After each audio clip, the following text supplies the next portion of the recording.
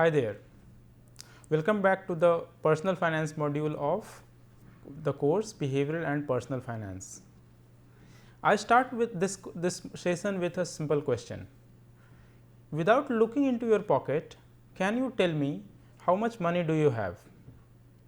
An associated question would be, how much money have you spent or earned during the day or the month or maybe the year? Can you tell the answer to these questions? Well, if your answer is no, then probably you need to be more careful while discussing or listening to the session that we are starting now. This session focuses on the two major ideas or issues. The first thing that we are going to discuss is the cash flow statement in terms of personal finance and then the personal balance sheet. Basically, we are trying to discuss here the financial statements in the personal finance context. Well, if you are not able to tell me how much money do you have in your pocket, it implies that you do not know what is your current financial status. And if you are not able to tell me how much money you have earned or spent in last one day or 1 week or 1 month or for that matter 1 year, then you are not able to trace or recall the cash flow that is associated with your personal financial income and expenses. Well, this session discusses on these two aspects, cash flow statement and personal balance sheet. Well, cash flow statements, basically any financial statement is an indicator of what is the current financial status of the organization or the individual and what is the flow of money associated with different activities. In the context of business management, we learn about different financial statements. In accounting, we know that for businesses, we try to maintain different accounting statements. For example, day book, where we mention or include all transactions that we have done and the transactions that have some economic values, and then we convert all these transactions into a journal book, where we systematically record all these transactions into debit or credit. I am sure you must have heard of debit and credit, or you know a little bit about debit and credit system. Once we have done the journal entries, we summarize all these transactions from journal entries to ledger, and the ledger book has some balance at the end, which is taken to the trial balance. Once you transfer all the ledger balances to trial balance, we are ready for taking these numbers from trial balance to financial statements. And the financial statements that we typically focus in any business organization include trading account, profit and loss account, cash flow statement and balance sheet. So, typically financial transactions during a particular period is reflected in trading, profit and loss account and cash flow statement, and financial status at a given point of time is reflected in the balance sheet. Which means, if for a given business you are looking at the cash flow statement or profit and loss account, you are actually trying to understand what all transactions or money flow has happened during the particular period, and if you are checking the balance sheet of a company, it is going to give you an idea about the financial status at a particular date or particular point of time. So, typically profit and loss account and cash flow statement tells us where the money has come from and where the money has gone, and balance sheet tells us what we owe and what we own. Basically, in cash flow statement we include all cash inflows and outflows, and in balance sheet we try to understand what are the assets and liabilities that we have. For personal finance context also, maintaining a cash flow statement and balance sheet is very important, because it helps you to measure the progress towards your financial goal. For example, if you do not maintain the records of all cash inflows and outflows, which are basically expenses and incomes for yourself, then you should not be able to track where are you spending most of your money or where the money is coming from in your pocket. So, to achieve the financial goals, it is very important to maintain financial statements for personal financial decision making as well. Now, to briefly discuss cash flow statement, we know that this is personal income and expenditure statement. So, basically cash flow statements indicate the total cash that we have received during a particular period minus total cash that we have paid out during a particular period. So, if we have left with something out of the money that we have received, this basically tells us cash surplus or cash deficit. So, for example, if we have received some money as salary, that is our cash inflow, and if we have spent some money on rent or travel or any other expenses, that is our cash outflow. So, at the end of the day, if our cash inflow is more than cash outflow, then we will be left with cash surplus, and if the inflow is less than the outflow, then we will be left with the cash deficit. So, if you try to understand, this is basically our cash inflow, which is basically positive cash. This is our cash outflows, which is negative cash, and this is surplus or deficit that you have at the end of the period. Now, for an individual to be financially happy, it is important to have cash surplus, so that this can be saved or invested in some investment avenues. So, if you try to understand what could be the cash inflow and outflow look like for individuals, it basically includes all incomes or all cash inflows on one hand.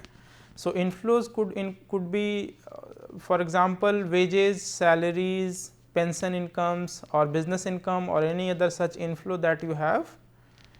You may have some interest earned on your deposits on your bank investment, dividends on your share investment, rent that you have received from the property that you have rented to someone, and commissions that you have received as the process of your business or other activities.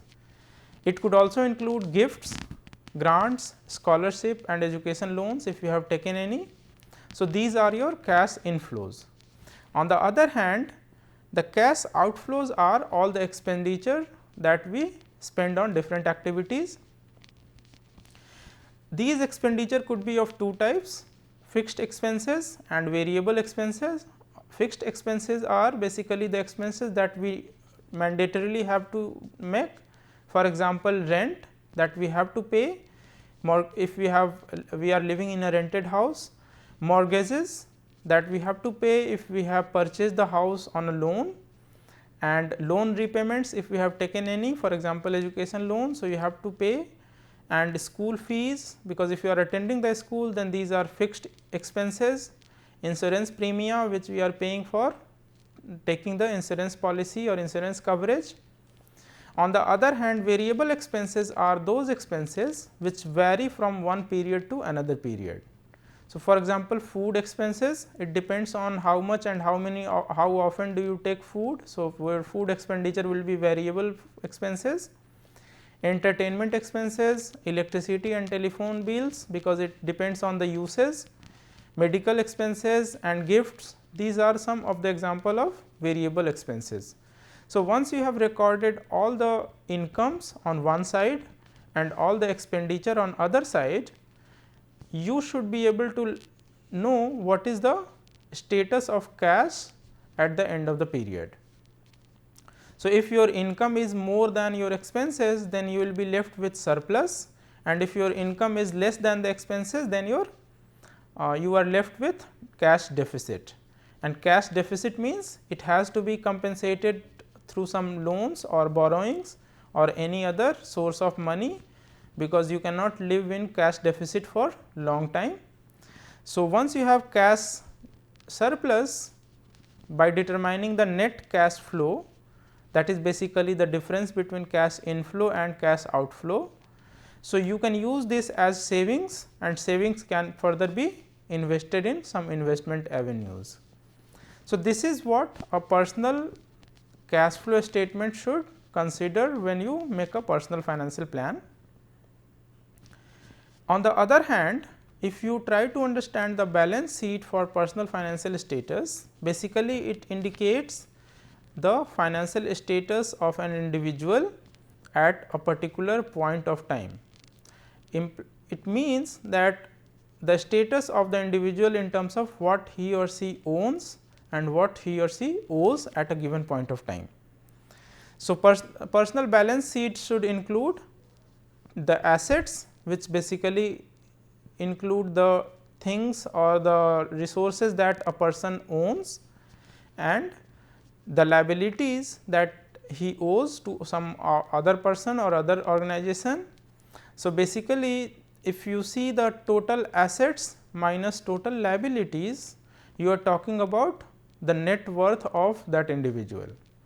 So, when we try to understand the balance sheet of individuals or personal balance sheet, and we have the data or information related to assets and the liabilities, we can easily determine the net worth of the company or the individual. So, what are the things that might come under assets and liabilities? Basically as following. So, if you try to list the assets that an individual holds, that could be liquid assets, for example, cash or savings or investment in different accounts or different assets, that will be your liquid assets. So, when I say liquid assets, it means that the asset that can easily be converted into cash without much loss in value. So, these are the liquid assets. Then you have real assets, basically real estate, for example, house, land, properties and so on. You have personal possessions like vehicles, car, two wheelers, four wheelers, appliances, for example, TV, audio system and so on, and jewelry. These are your personal possessions, which are basically listed under assets. And then investment assets, for example, shares you have invested for retirement, children education and other objectives. So, these are your investment assets. If you look at the items or account or amount that you have listed under liabilities, basically liabilities can be of two types: current liabilities and long term liabilities or fixed liabilities. So, current liabilities are liabilities that are to be paid within 1 year or within short frame of time. For example, the electricity, telephone bills, insurance premium, cash loans and tax payments. So, all these liabilities are to be paid within a short frame of time. On the other hand, long term liabilities could be auto loan, mortgages, education loan and so on. Basically, those liabilities which are to be paid beyond 1 year are known as long term liabilities. So, when you try to understand the personal balance sheet, you try to see what are the assets and liabilities that you have under different categories, and once you are able to estimate the items and amount of assets and liabilities under different categories, you should be able to determine the net worth of the individual. So, when we talk about net worth, basically it implies that assets should be equal to liabilities plus net worth, and that will determine the balance sheet of an individual. So, one important thing that we need to consider here is the duration or the length of the assets and liabilities that we have. So, for example, if an individual has assets and liability completely balanced, which means his or her assets are more than liabilities, that does not necessarily mean that that person has always a positive net worth. What I mean to say by positive net worth here is that the assets might be having a different tenure, for example, short term and liquid assets versus the long term and fixed assets, whereas liability will also have different tenures, for example, current liabilities and fixed liabilities. So, if there is a mismatch between the tenures of assets and liabilities, that might be a problem. For example, if I have more liquid assets, let us say in terms of cash and bank balances, and less current liabilities which I have to pay in short frame of time, for example, bills and tax payments and other short term liabilities. This is not a good situation for an individual.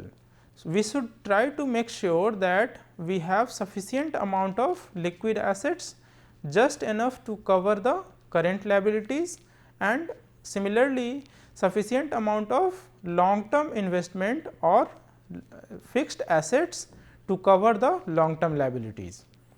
How do we evaluate this situation of different mismatch or matching of liabilities and asset in terms of tenure can be determined using certain financial calculations or ratios, which for which we can consider these ratios. For example, here I have indicated 4 financial ratios that an individual should consider before financial planning or taking a financial plan action. These ratios are as follows. So, the first ratio that we may consider in making financial decision is debt ratio, which is basically defined as the total liabilities divided by net worth. It shows that a relationship between debt that a person carries and the net worth of that person. So, for decision making purposes, the lower debt ratio, the better it is, which means if you have lower debt ratio, it implies that you are in a better position to cover your debt with your net worth. Similarly, second ratio is current ratio, which basically can be calculated using liquid assets divided by current liabilities. It shows the availability of liquid assets to pay off your current liabilities, and the higher it is, the better it is for any individual. It essentially shows your comfortable position to pay off your short term liabilities or obligations with your current or liquid assets. Similarly, the third ratio is liquidity ratio, which basically is calculated as liquid assets divided by monthly expenses, which shows the number of months in which living expenses can be paid in emergency, which essentially shows or indicates that you have sufficient amount of liquid assets to cover your living monthly expenses for certain number of months. Even in case of emergency, when your cash inflows start reducing, or you do not get salary for some time, or you do not have any regular income for some time, you can use your liquid assets to pay off your monthly living expenses. A higher ratio of liquidity ratio is desirable, and that is comfortable for an individual. Another ratio that we can consider is debt payment ratio. Basically, it is calculated using monthly credit payment divided by take home pay or the net salary. It shows how much of earning goes towards debt payment. If it is less than 20%, it is always recommended, because it implies that 1/5 of your net home pay is going towards the debt payment, and debt could be short term as well as long term. So, these are certain ratios that we need to consider while making personal financial decisions, and these things help in understanding our financial status as well as the flow of money that are associated with our lives in very productive way. So, to summarize, we can say that for individuals, personal financial statements and maintaining their these personal financial statement is very important. These statements could be cash flow statement, balance sheet, as well as the calculation of financial ratios. So, cash flow statement indicates the financial progress of cash flow or the inflow or outflow of cash for a given period of time. Balance sheet indicates our financial status for a given date or a particular point of time. Financial ratios suggest our financial well-being. All these things are important to maintain or to measure the progress of financial decisions towards the financial objectives, because all our decisions related to finance must be targeted towards achieving certain financial goals. Now, in the process, the most common advice that anyone would give you is you need to save more and save as much as you can, so that you can invest as much as possible, and by cutting all your spending or unnecessary expenses, you can save more, so that more can be invested.